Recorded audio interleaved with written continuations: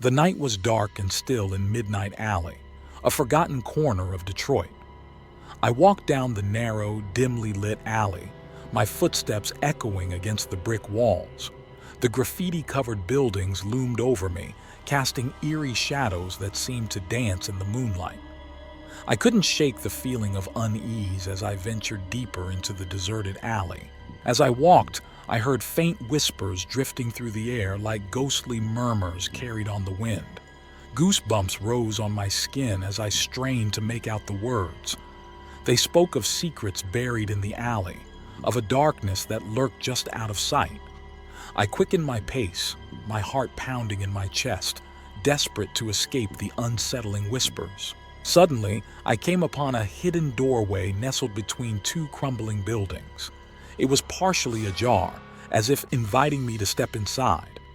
Against my better judgment, I pushed the door open and entered the musty interior. The air was heavy with the scent of decay, and the darkness inside seemed to swallow me whole. As I explored the abandoned building, I found myself in a maze of empty rooms and decaying corridors. The walls were lined with peeling wallpaper, and the floors creaked under my weight. Every shadow seemed to come alive, playing tricks on my mind and heightening my fear. I couldn't shake the feeling of being watched as I delved deeper into the abandoned structure. In one of the rooms, I stumbled upon a collection of old photographs scattered on the floor.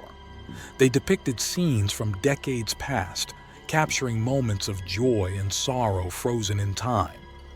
But as I studied the images, I noticed something unsettling. A figure lurking in the background of each photo, its face twisted in a grotesque grin. I shuddered, feeling a chill run down my spine as I realized I was not alone in the building. I tried to leave, but the door I had entered through was gone, replaced by a solid wall of brick. Panic set in as I realized I was trapped in the abandoned building, surrounded by the echoes of the past. The whispers grew louder, mocking and taunting me as I frantically searched for an escape. But the building seemed to have a mind of its own, twisting and shifting its layout to keep me trapped within its walls. Hours passed, or perhaps it was days, as I wandered the endless corridors of the abandoned building.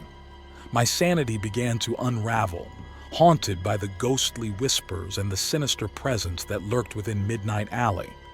I knew then that I would never escape, that I would become just another forgotten soul lost to the darkness of Midnight Alley in Detroit.